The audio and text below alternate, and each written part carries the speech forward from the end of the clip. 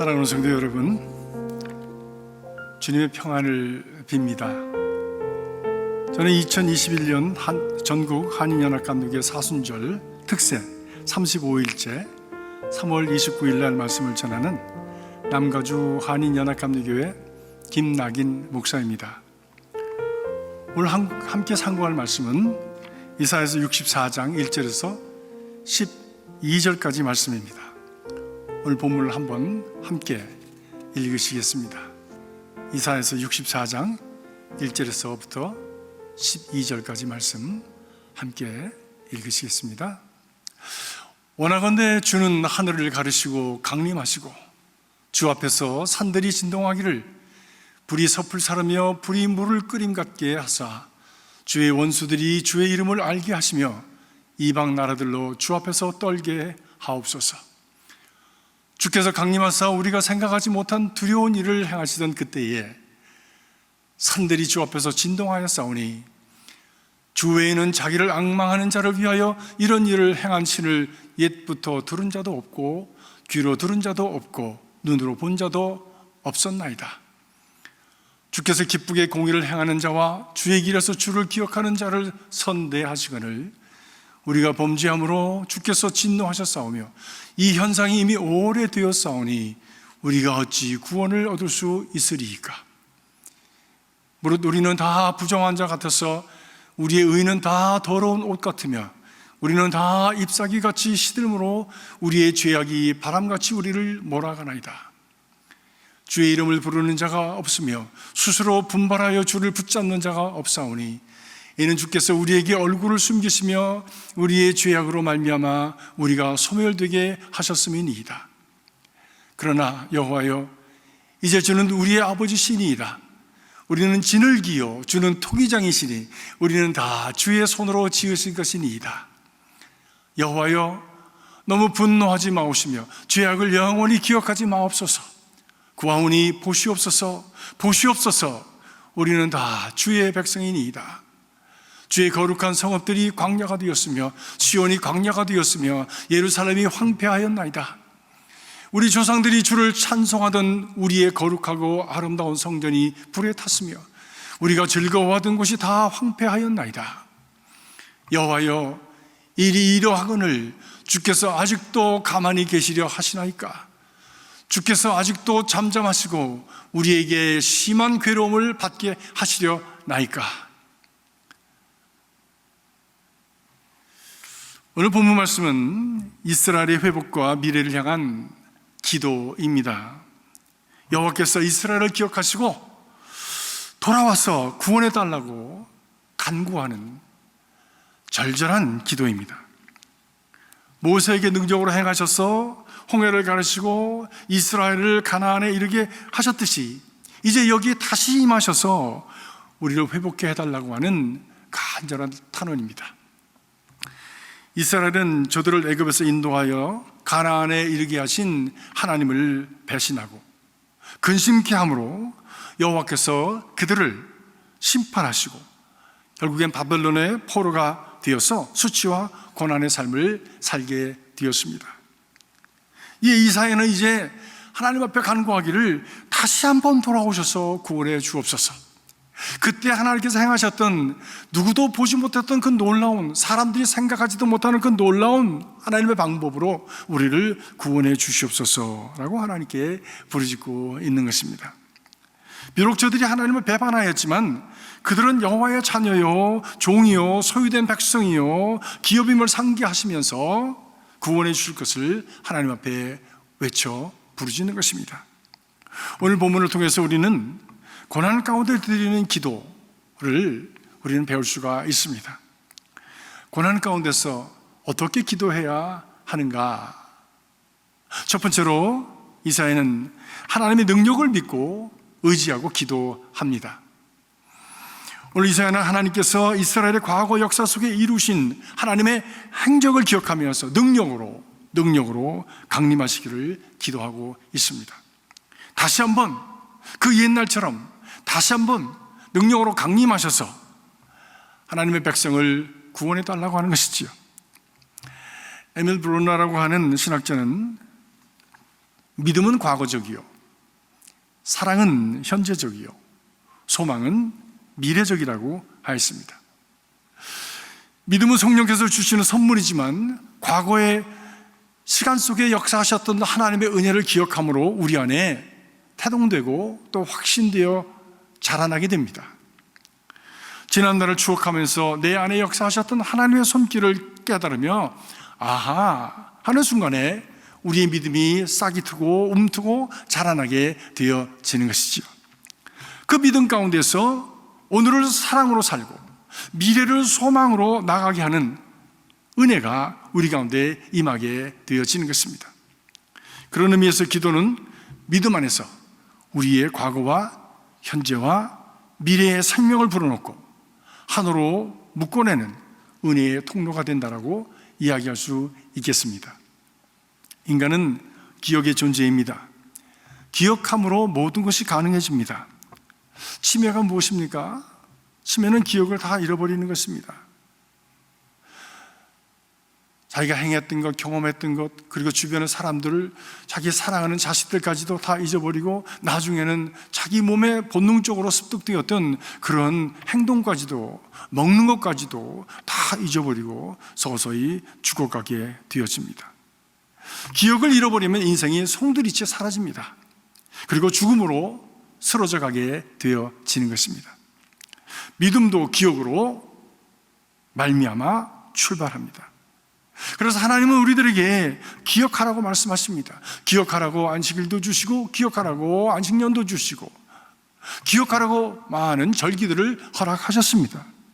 신약에 와서는 주님께서 죽음으로 그 참 십자가에 달리신 사건을 기억하라고, 성만찬을 먹고 마시면서 기억하라고 말씀하십니다.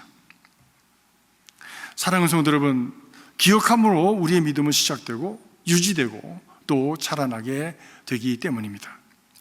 나의 믿음이 시들 때에 지난날 함께 하셨던 하나님의 은혜를 기억하고 기도하시기를 바랍니다.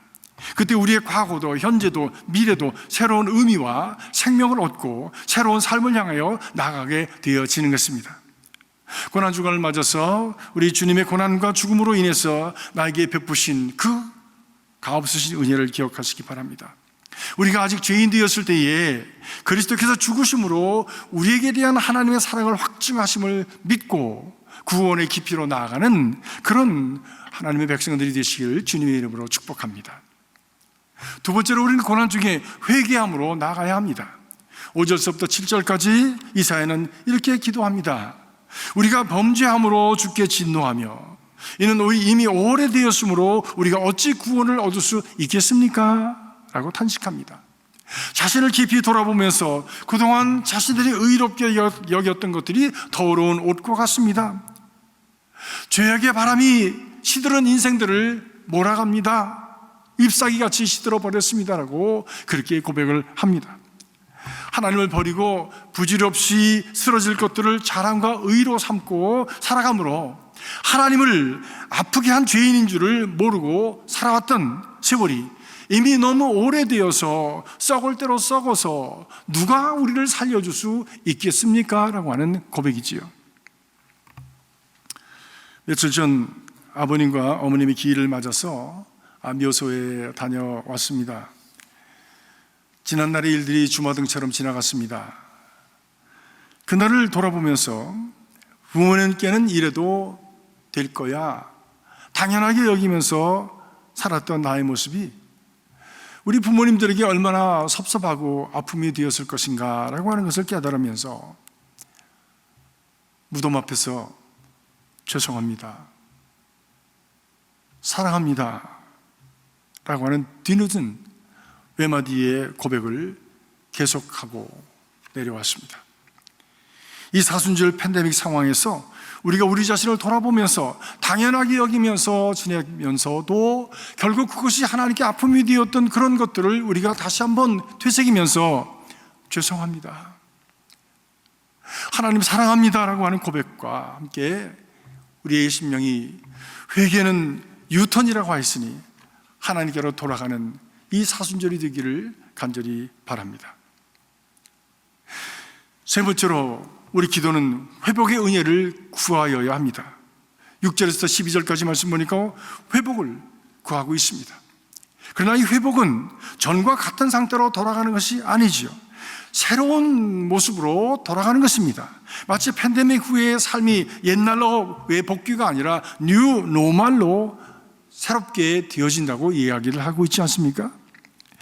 예전에 구태의연하고 더러운 옷같이 우리를 가리었던 부질없는 것들을 잎사귀같이 떨어지고, 그리고 정리하고 사라질 것들에 붙잡혀서 살아갔던, 몰려가던 우리의 악한 것들, 쓰레기 같은 것들을 다 벗겨내고 씻겨내고 뒤로 하고 새로운 질적인 삶을 살아가는 그런 귀한 인생으로 돌아가야 될 줄로 믿습니다. 저희 조카가 미 해병대에 다녀왔습니다.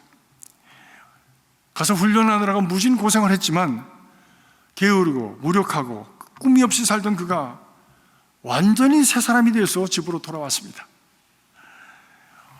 이제는 자신감도 있고, 그리고 비전을 가지고 얼마나 성실하게 잘 살아가는지 모릅니다. 전혀 새로운 인생으로 탈바꿈을 하였습니다. 이사야는 이 새로워짐을 토기장이 손에 들려진 한 덩이 진흙처럼 새롭게 빚어짐이라고 말씀하고 있습니다. 이사야는 8절에 말씀합니다.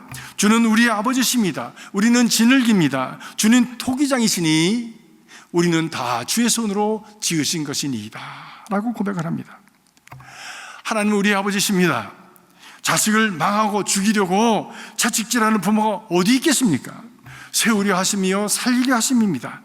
의사가 중환자를 전신 마취하고 몇 시간씩 무서운 칼을 대는 것이 죽이려 함이 아니라 살리려 하는 것입니다.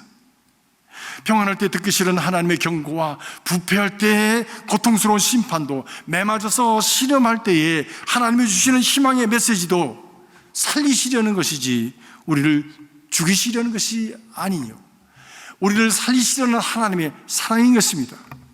궁극적으로 하나님은 사랑으로 살리고 회복시키시는 생명의 아버지이신 것이지요.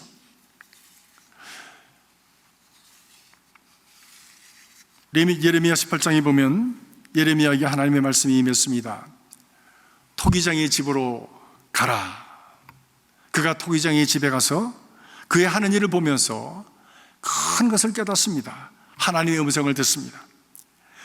예레미야 18장 4절에 보니까 그가 농로로 일을 하는데 진흙이 그의 손에서 터지매 그가 그것을 자기 좋은 대로 다른 그릇을 만들더라. 이스라엘아, 이스라엘아, 진흙이 토기장의 손에 있음같이 너희가 내 손에 있느니라 라고 말씀하셨습니다. 엄청난 말씀이 들린 것입니다. 저도 토기 만드는 현장을 본 적이 있습니다.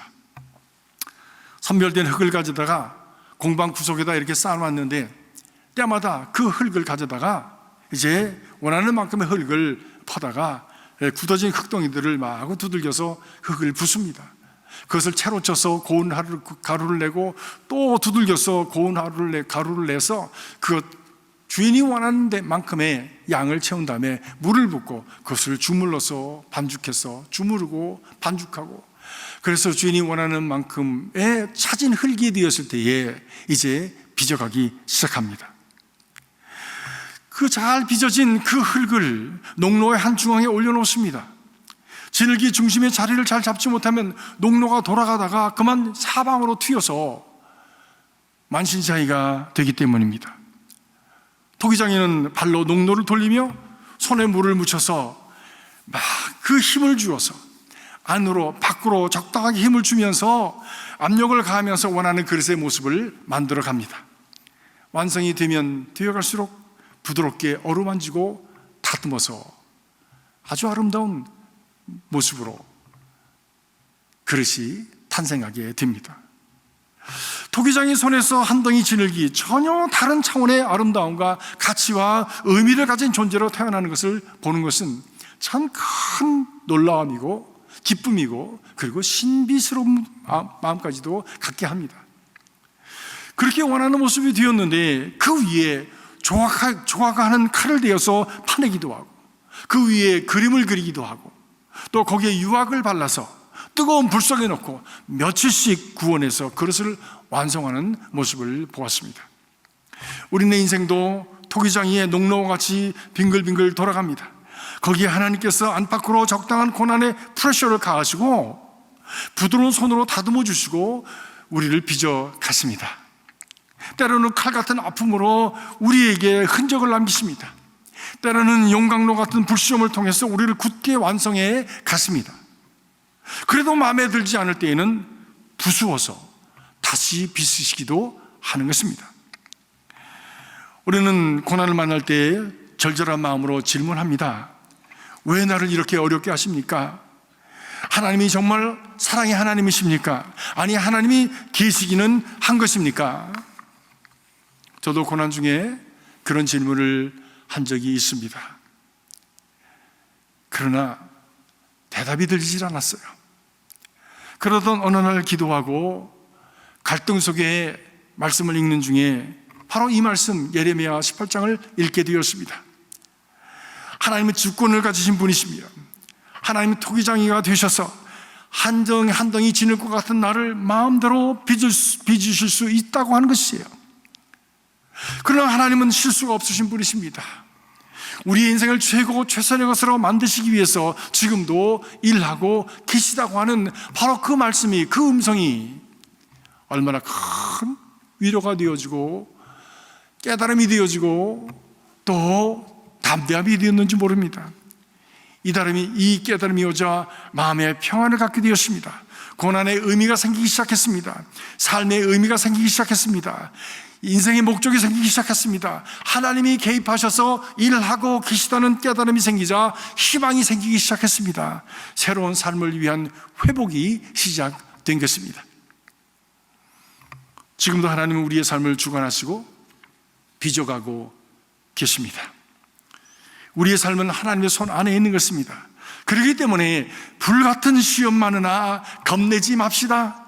구주의 권능 크시니 이기고 남겠네 라고 우리가 고백하며 찬양할 수 있는 것입니다. 이사야는 이렇게 통위장이신 하나님 아버지께 진을긴 주의 백성을 새롭게 해달라고 간구한 후에 10절에서 12절 말씀 보니까 기도의 강도를 한층 높입니다.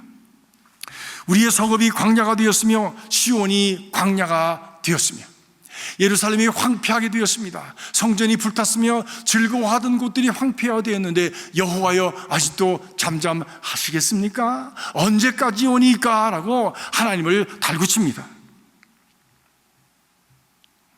우리도 토기장이 하나님 아버지에 대한 믿음을 가지고 오늘의 상황 속에서 하나님 앞에 이렇게 부르짖어야 될지도 모르겠습니다. 주님, 우리의 삶은 코로나로 초토화되었습니다. 서로를 두려워하면서 마스크를 쓰고 피해 다닙니다. 사람들은 모두가 다 병든 사람과도 같습니다. 우리도 교회도 대면 예배가 그쳤고 기뻐하던 성도들의 교제는 단절되었습니다. 우리는 황량한 벌판에 홀로 서 있습니다. 우리의 마음은 외쳐도 메아리만 울리는 황량한 심령이 되고 말았습니다. 언제까지 오니까? 주님, 언제까지 잠잠하시겠습니까? 속히 회복해 하여 주시옵소서. 새롭게 빚어 주시옵소서. 지금 새롭게 빚으시는 줄로 믿습니다. 이런 부르짖음의 기도 가운데 임하시는 하나님의 은혜로 우리의 옛날 허접한 것들, 낡아진 것들, 구태연한 것들을 다 정리하고 새로운 존재로 뉴 노말의 때를 위해서 솟아오르는 우리 모든 성도들, 모든 교회들이 되시기를 주님의 이름으로 기원합니다.